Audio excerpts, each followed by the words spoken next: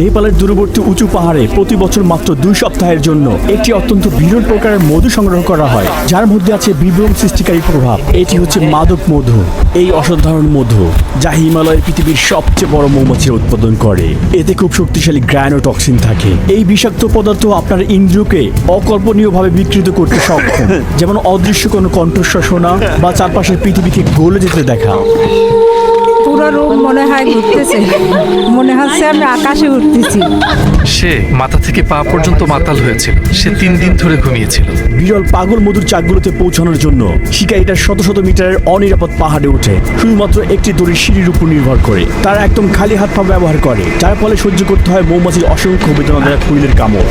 ইতিহাস জুড়ে স্থানীয়রা এই মধু শুধুমাত্র বিভিন্ন রোগের চিকিৎসা এবং যৌন উদ্দীপক হিসেবে ব্যবহার করে আসছে, কিন্তু এটি আরোগ্য ক্ষমতা এবং বিষাক্ততার মধ্যে সীমারেখাটি খুবই ক্ষীণ।